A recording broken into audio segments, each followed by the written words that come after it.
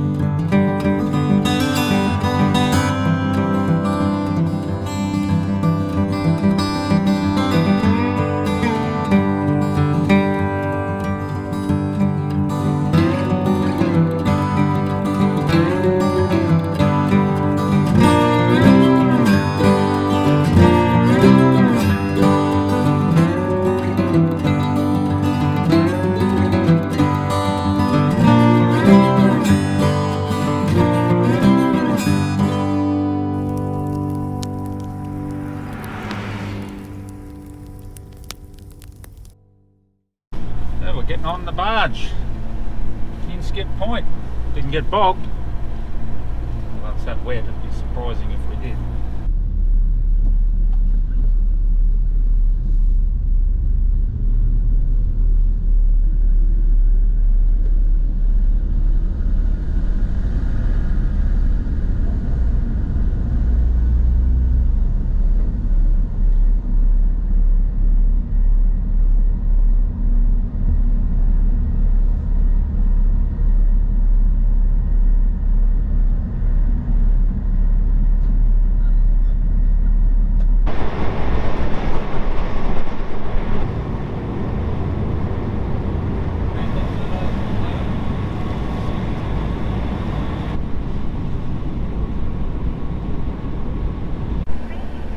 The island. So again, I'm not sure if we've made the right decision or not. The tide is coming in. It's 9:30, the high tide's at 12. Opted to be like sheep and follow the crowd. Hoping they know what they're doing, I suppose. If the tide does come in, there's nowhere to get out of the off the beach, so we've got to really push that 12k, I think,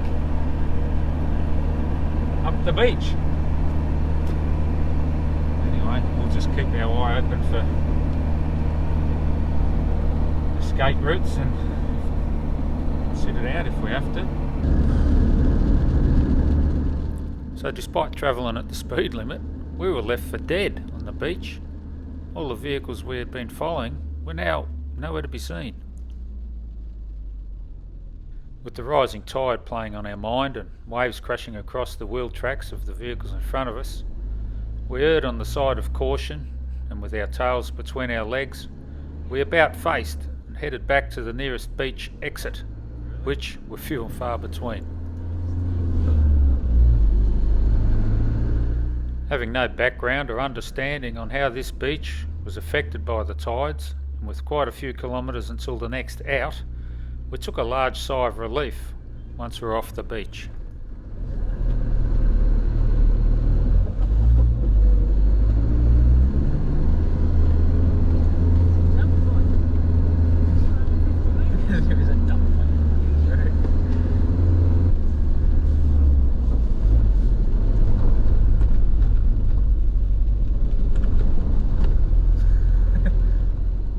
Now apparently we're on the inland track, which by all accounts was a formed road, and while there was evidence of historical road development, there was certainly no evidence of road maintenance.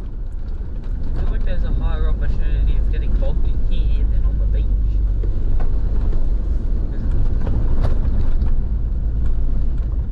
But all too soon, the inland track had come to an end and we were forced back onto the beach.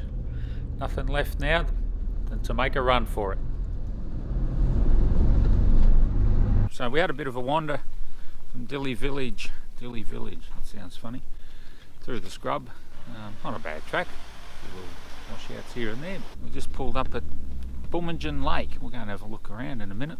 Just had a bit of smoko, long awaited smoko. So high tides at middle of the day, so it's 11 o'clock, so we opted to get off the beach, not knowing how it all works. We decided discretion's the better part of valour. Let's wander inland, have a look around, and then I don't know, maybe on the lowering tide this afternoon we'll make a bit of a run for it up the beach to Waddy Point, which is where we've actually got our campsite booked. Anyway, let's have a look around. There's a bit of a fenced area there from the hikers' campsite. Keep the critters at bay, dingoes in particular.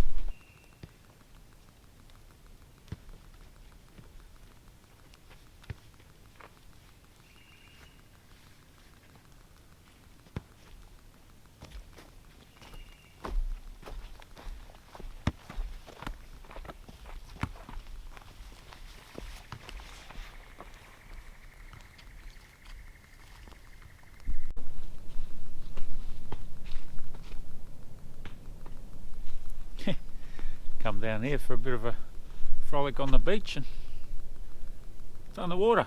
I suspect it indicates just how much rain we've had lately. Picture up on the notice board up there had it. It's a nice sandy beach. Not to be today. It was about May 1836 that a Captain James Fraser and his wife Eliza were sailing from Singapore to Sydney on board the brig Stirling Castle. It was about 200 miles to the north that the Stirling Castle struck a reef and sank.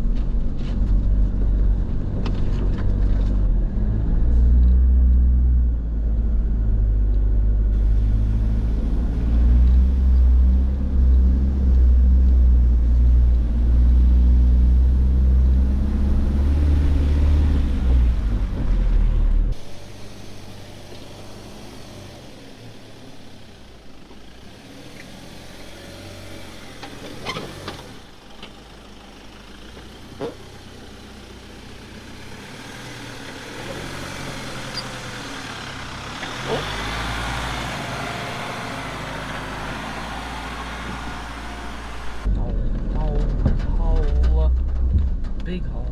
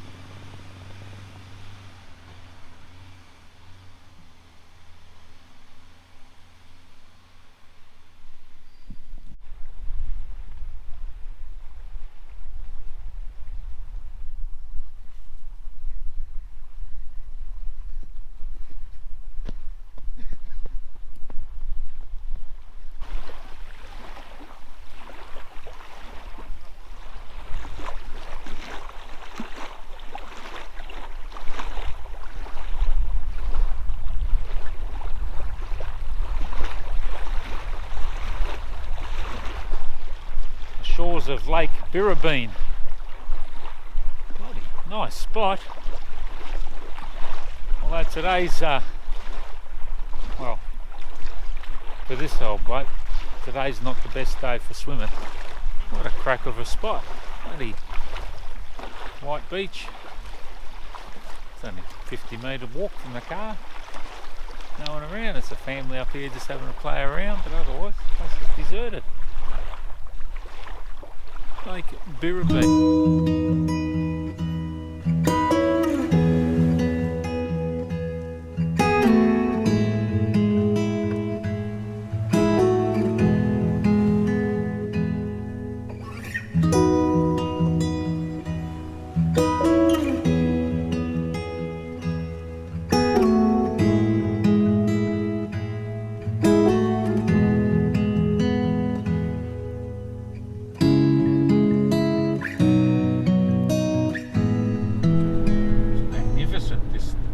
Track with all this tall timber and rainforest. It's quite spectacular. These narrow tracks, there's not much room, especially with us taking up the whole track. Whoa, what have we got here?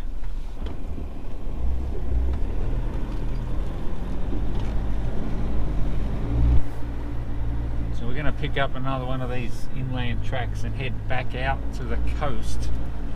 Then we're going to make a run for it up the beach. Quite a long trek. So Captain Fraser and his wife Eliza, along with the other passengers and crew, took the two life rafts and headed south to Moreton Bay. Today we know as Brisbane. However, somewhere along the line the two life rafts became separated. The life raft that Eliza and Captain Fraser, James Fraser, were on, coming ashore just up here at Waddy Point.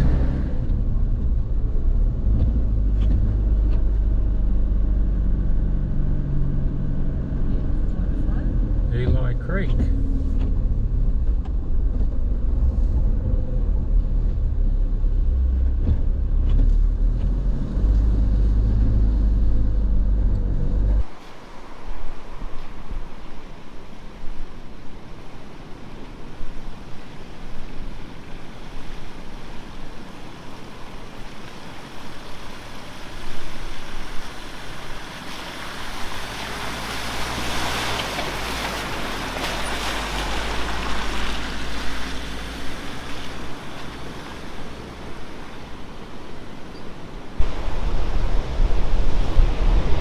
Champagne pools down here. Pretty obvious by the lack of crowds that today's probably not the best day for it. Nice spot though.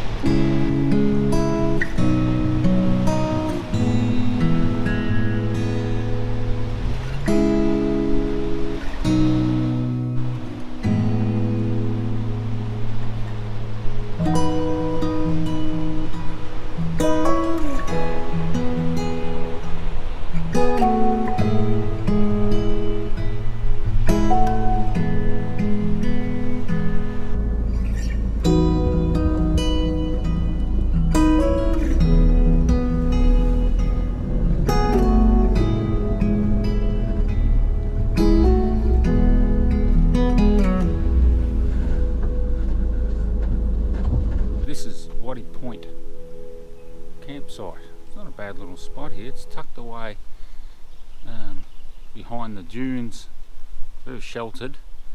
We're about 500 metre walk to the beach from here, and there's a trail just over behind the toilet block. Takes you down there, so it's a dingo proof enclosure if you like, so it's a fenced site. It's quite large, I'm not sure the numbers, but there's multiple sites, some tent sites that you can't get your vehicle off the road, others what they call trailer sites, which is what we've got here. You can get your vehicle into a designated site. Fire pits, you can have a fire as long as you're using milled wood. You're not allowed to bring unmilled firewood onto Fraser Island. And that's plentiful. You can, as you're driving along the road on the way in towards Rainbow Beach, every other house has got bags of wood out the front for sale, $10. And there's only a couple of spots that you can have a fire, and this is one of them, Waddy Point. Toilets, showers, hot showers, $2 for 3-minute shower, flushing dunnies, running water. You know, we're in the middle of the school holidays and it's certainly not busy. All in all, we've been reasonably impressed so far with what's on offer.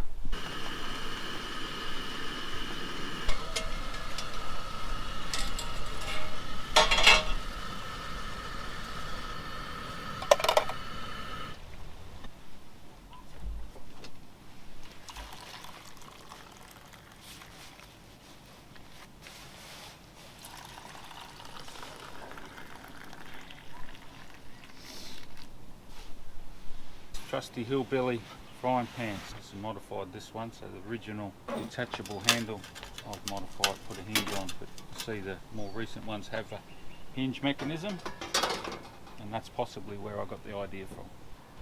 So we're making our breakfast burritos, introduced to me by a top bloke, especially since he introduced his breakfast burritos to us. He's even more topper. This is a key ingredient. There's a couple in here, so that means we'll probably be able to do this meal again. Chorizo. So we've got a bit of bacon just cooking down there gently. Cut up a bit of chorizo. Not too hot, this chorizo. We don't want ring burner stuff. A clever bloke would have had all this prepared before he started cooking. I'm not so clever. A bit of chorizo in the pan. Pre-prepared fungi. We won't go too much of this because the lad gets a bit excited when there's too much fungi in the cooking. And once again, give that all a bit of a heat through. So we'll let that do its thing for a while. Just a bit of garlic we prepared earlier. While this is all going on behind the scenes, they're packing up camp because we've want to get on the road sooner rather than later to match the tides. The last key ingredient, eggs, thanks to Dave, top bloke, well travelled bum nuts. Yep, spillage, good size eggs, homegrown, still got the bloody remnants of the chook's back passage. Egg mix in there, not egg mix, it's just egg, mixed egg. And then just turn that through. Righto, so there we go, that's all done. Grab a wrap. Now we're eating healthy here because we've got wholemeal. We don't make a habit of that. Pile it on. Bit of tasty cheese. A little bit of green stuff just as a garnish. This one's for the lad, so we won't load it up too much. There you go, breakfast burrito for the lad. Come over here.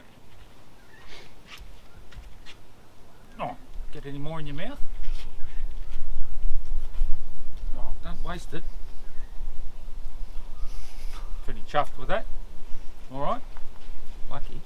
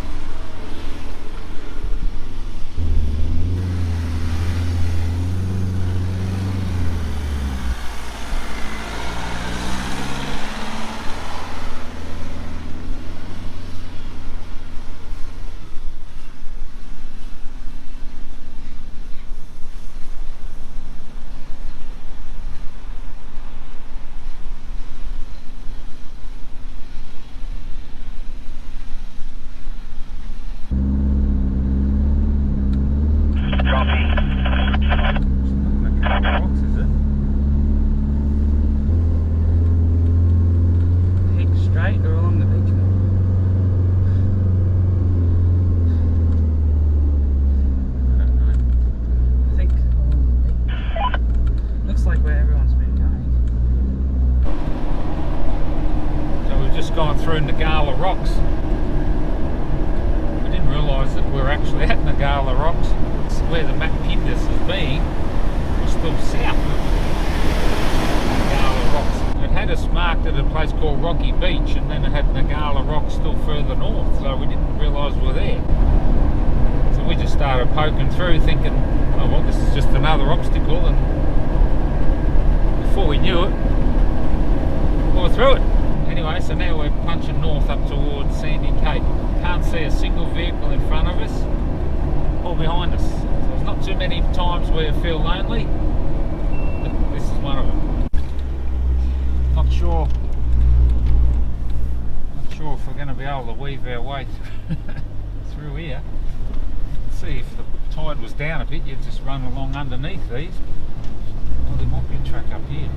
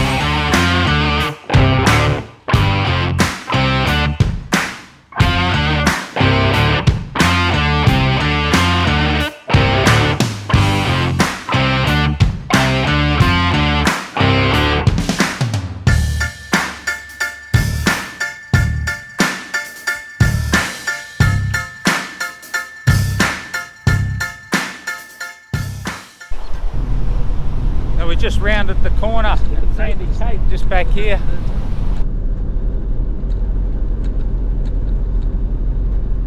Oh, yep. Now we've got to wait for the tide to go out.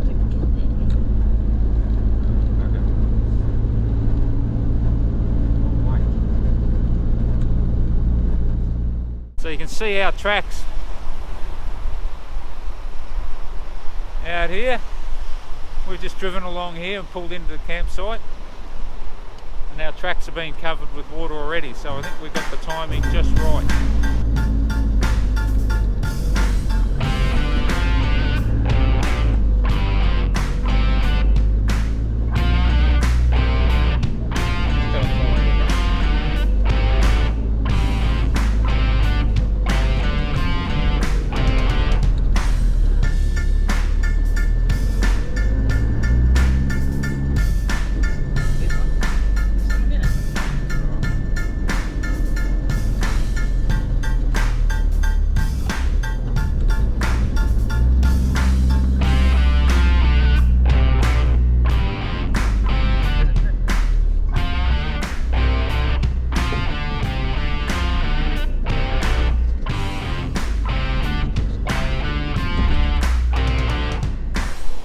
Just ducked off the beach, just up a little jump up here on to the campsite. Some good folk here just settling in as well. They don't mind if we pull up and share the site, but we will have a look around. We don't want to cramp their style.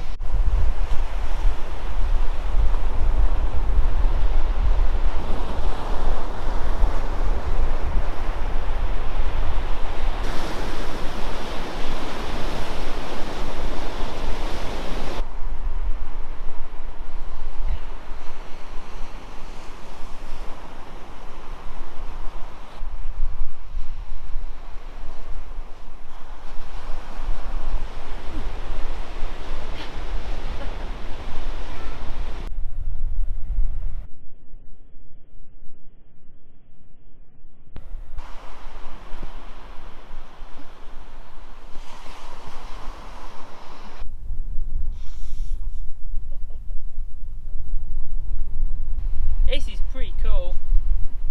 It's like an Australian Sahara desert, but next to a beach. Have a look at this place. We're right at the tip of Sandy Cape. This is just brilliant. Wild, remote. What a great part of the world. You can see why it's an attraction to so many. It's just spectacular.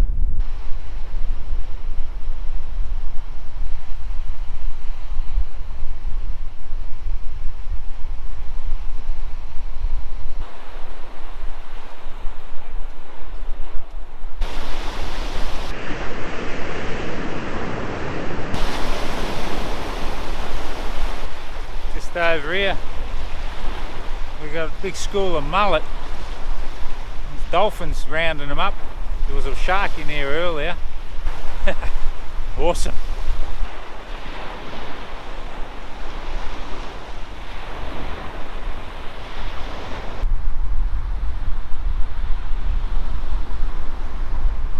Sandy Cape, pretty wild part of the world.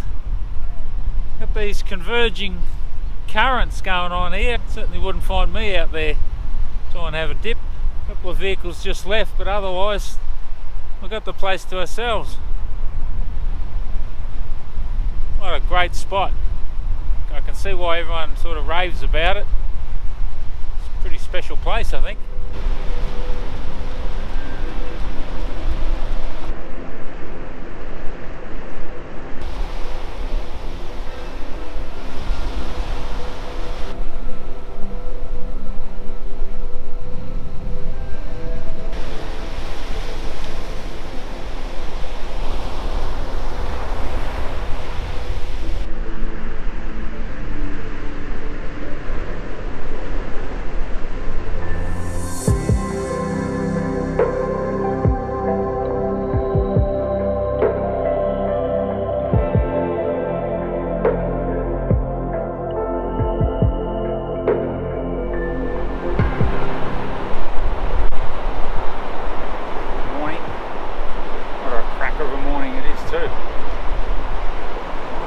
This. Still a bit blowy. It was probably the first dry night we've had for the whole trip, so we don't have to pack up a wet camp this morning. The tide's on its way out. It's pretty much low tide in 20 minutes, so we're going to make a run for it after that. What a cracker of a morning.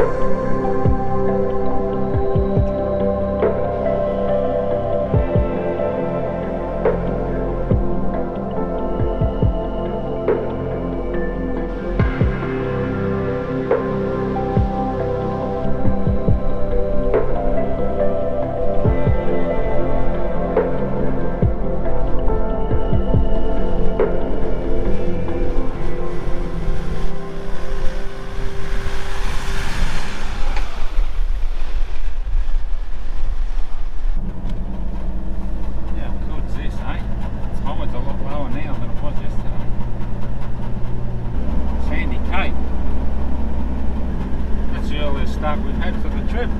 8 o'clock. Makes a difference when it's not raining. Round we go. Sandy Cape. Time to head home? No. We've left Sandy Cape this morning. Earliest start we've had yet. 8 o'clock. Making the most of this low tide. Heading south to Orchid Beach.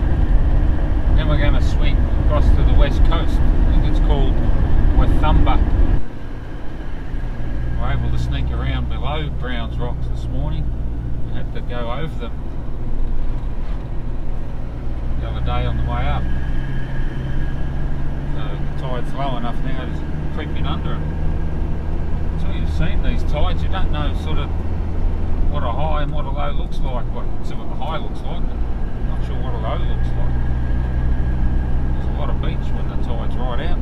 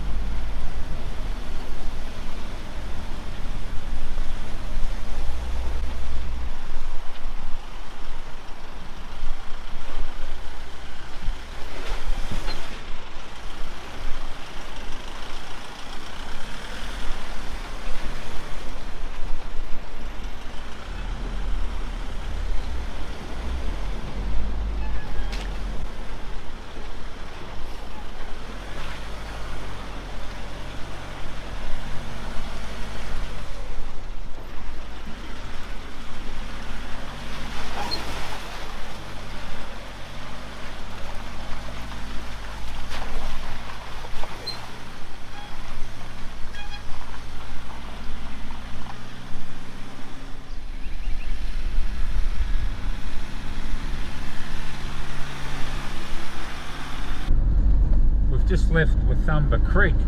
Not a bad little campsite actually.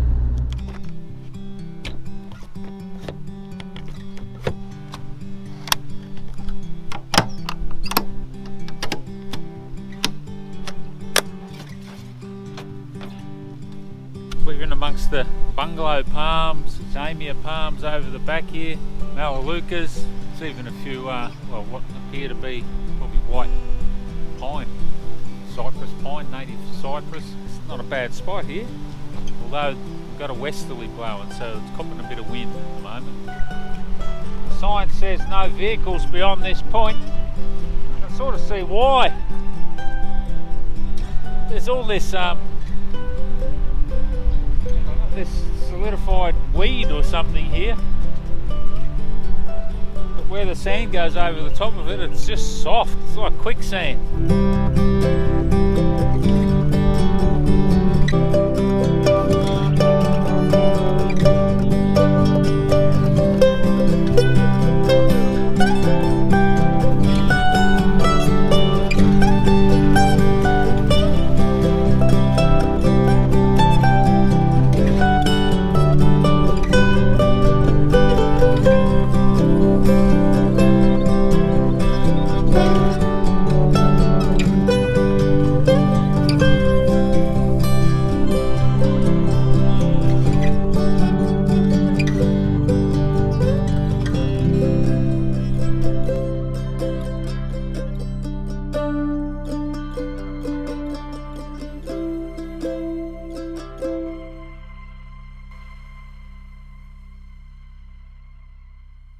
I feel like it probably doesn't get the use that some of the others that we've experienced get. And as such, it probably doesn't get the same level of maintenance that some of the others get as well. But it appears that it's fairly recently fenced. It doesn't appear in any of the notes or anything to be a fenced campsite, but well, it is.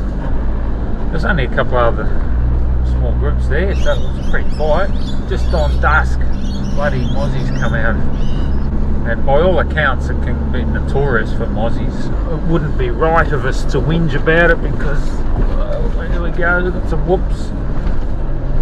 There wasn't enough of them to be a real problem.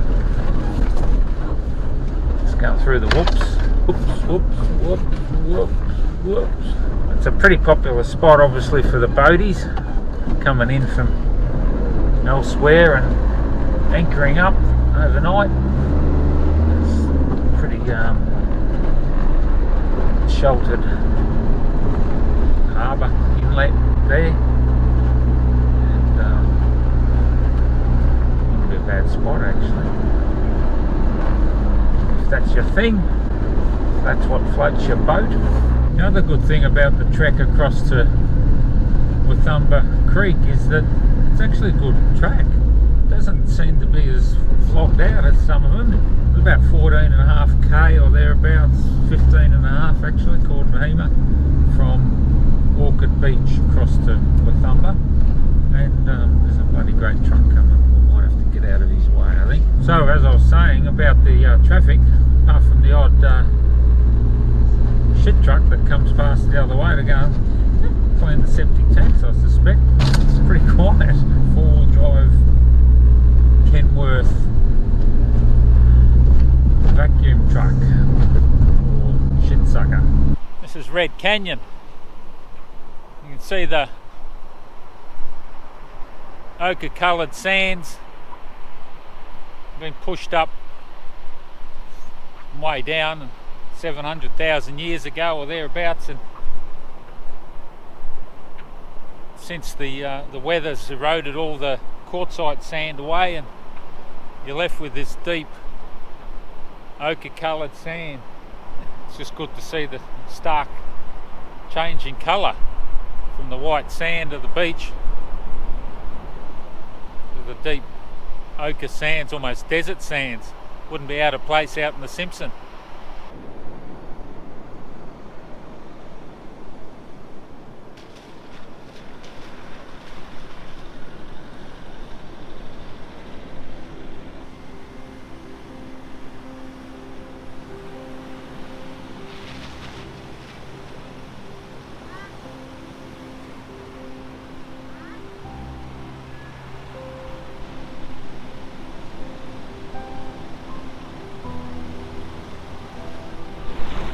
Wreck of the Mahino.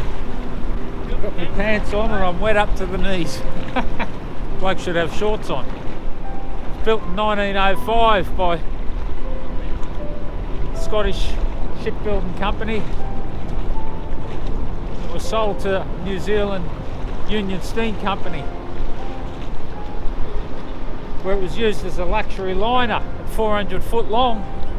It was a twin tunnel, 3 propeller, 400 foot long liner, and in its day it was breaking speed records all over the place on all its routes. At over 5,000 tonnes it could maintain a cruising speed of about 17.5 knots, which is why it was breaking so many records. The cost of such pace was it was a huge consumer of coal, and one of the stories is that, well, it was in Malta somewhere, I think, 3 engineers that were charged with keeping up the coal to the boilers went on strike because it was just so intense, the work, and the penalty for such was 3 months imprisonment. It could carry 234 first class passengers and about 116 second class and about 60 third class, but that was pretty rudimentary third class. In about 1935, the New Zealand government commandeered the ship for war service purposes as a hospital ship, where it saw active service in the Middle East, saw active service in Gallipoli. All up, it was commissioned 5 times for war service as a hospital ship. Obviously it had been completely refitted to function as a hospital ship. At the end of the war it was put back into service, but like all good things come to an end. It was eventually sold to a Japanese company for scrap metal, and it was during that voyage back to Japan where it met its fate. About 50 mile offshore, the tow rope broke in rough weather. The Mahino broke free and drifted ashore to where it currently sits now on the east coast of Fraser Island. And even now it's still in service as a major tourist attraction. About 260,000 tourists a year visit this site. But since it ran aground, it was used for bombing practice. The commandos that were training on the island, the Z Force commandos, used it for mine training. So it's had a fair service even as it lies here on Fraser Island. The Mahino, it's hard to miss. No doubt it's only a mere shadow of its former self.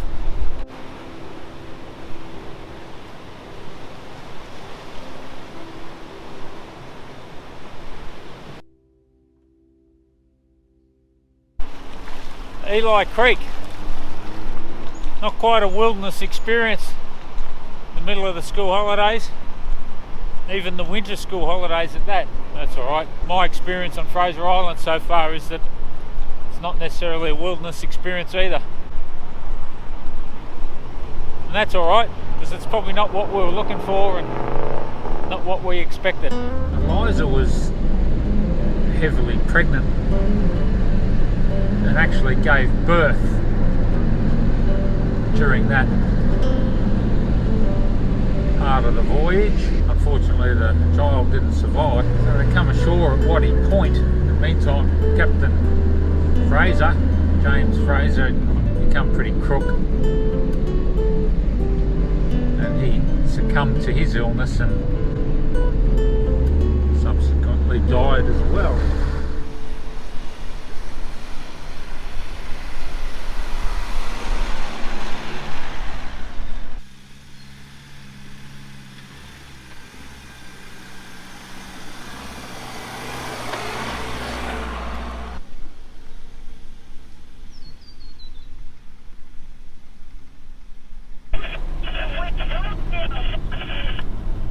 Just heading up this Cornwall's Break Road inland track with the intention of getting to Lake Wobby.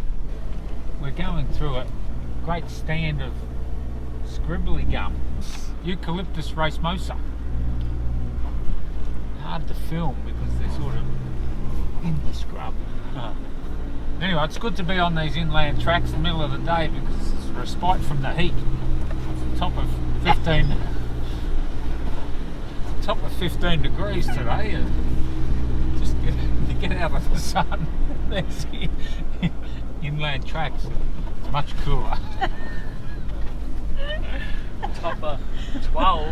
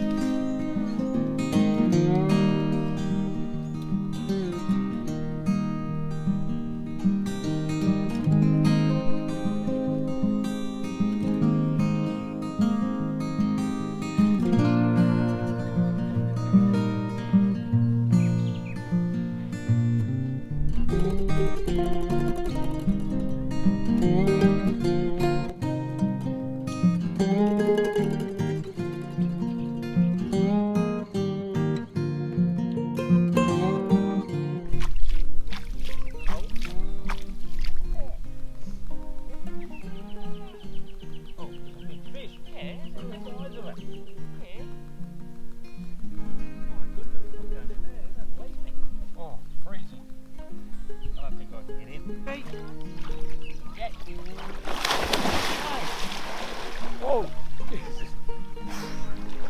That's it, I'm in. Don't get back out now, be I'm out. Oh, I've never done that before. Shit. That's almost as cold as last night's shower. It's about a 3 kilometre walk down to Lake Wobby, and it's not a bad track. So it takes an hour and a half return. Of course, if you have a swim or something, you kick back down there for a while and take in the scenery, it's probably going to take a bit longer. It's not a hard walk. The climb out is a lot of steps. It was a 40-degree day, it might be a different story, challenging. As it is today, it's only about 15-16 degrees.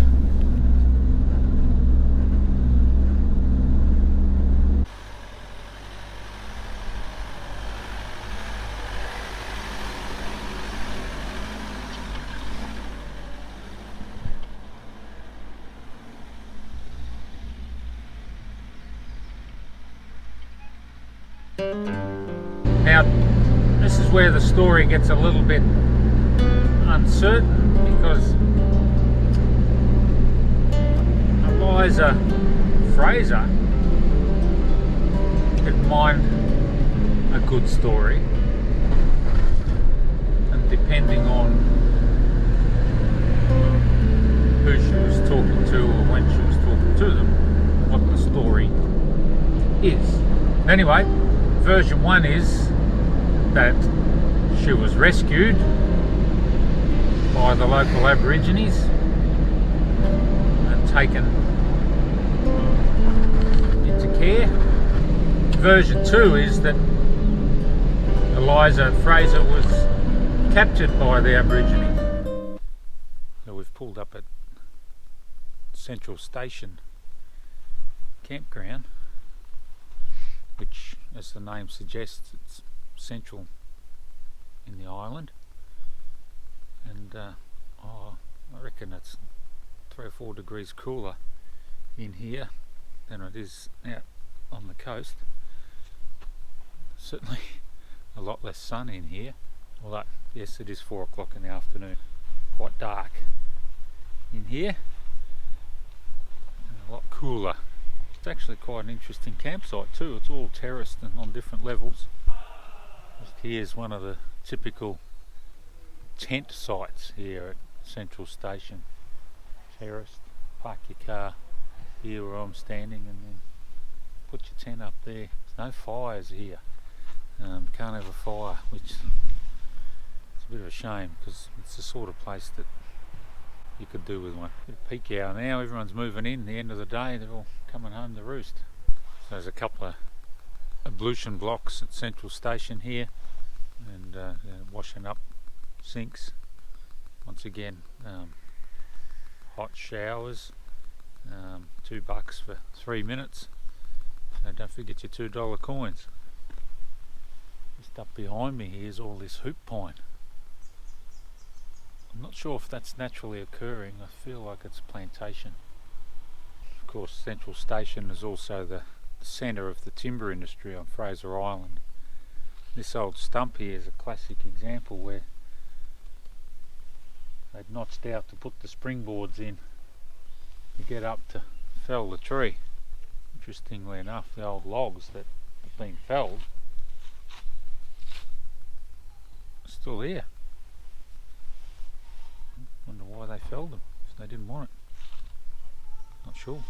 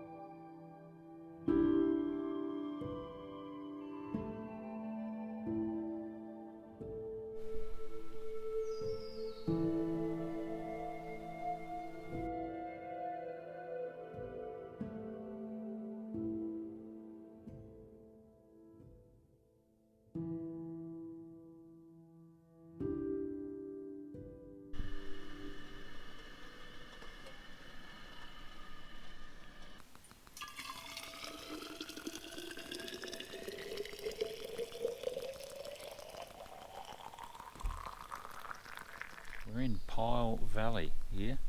One of the plants that's quite fascinating is the piccabean palm.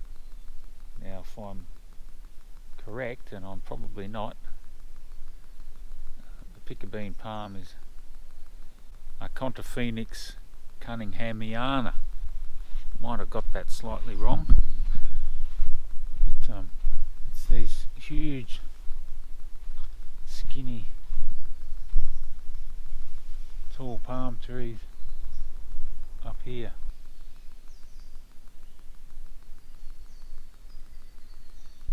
I've been in some pretty spectacular forests in my time, but this is pretty amazing. So the Satnay, Fraser Island turpentine, so Syncarpia hillii, was harvested for its timber qualities. It's resistant to the marine beetle. One of the preferred uses is timber piling for wharves and engineering products. It's been used in places like the Suez Canal and the London wharves. By all accounts, the timber, although it's very hard to manage from stopping it warping, it's got real deep red luster when it's polished up and makes fantastic furniture. It's interesting the different things that float your boat, isn't it? Well, to me this is a pretty special place. This is just a brilliant example of beautiful forest. We've just had about 20 vehicles just fly past, radios blaring. They've got different agendas and different interests, and that's good, but it's easy to miss and not understand exactly what we're looking at and what we're in unless we take the time and slow down and actually have a look, listen, smell, taste if that's your thing. Bloody wonderful.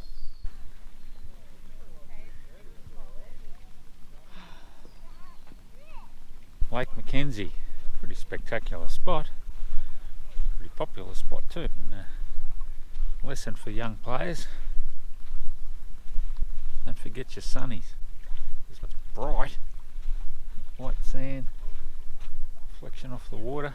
I suspect we're actually fortunate that there's only a couple of dozen people here, because it certainly feels like if you're here at the wrong time,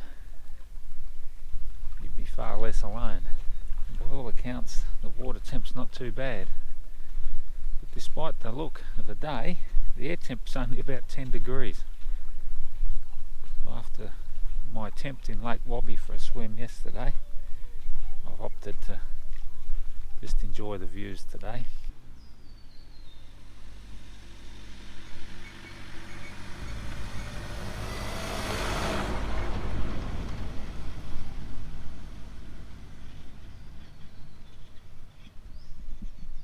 So weeks had passed and it turns out that the other boat, the other life raft, made it to Moreton Bay and sent out a rescue party, and in due course made it to Cooloola Beach, I think it was, where Eliza was subsequently discovered in the company of the local Aborigines, and there was a bit of toing and froing, possibly a bit of bartering, and Eliza was either set free or rescued. Once again, depends on which version of Eliza's story she wanted to tell at any given time. So Eliza, now without a husband and no longer pregnant, returned to England and regaled in her tale of survival and rescue and capture, and she wrote a book about the ordeal and went on to sort of live on the tales of her story. So the Frasers in that episode left a mark on the island, and the name sort of stuck as Fraser Island.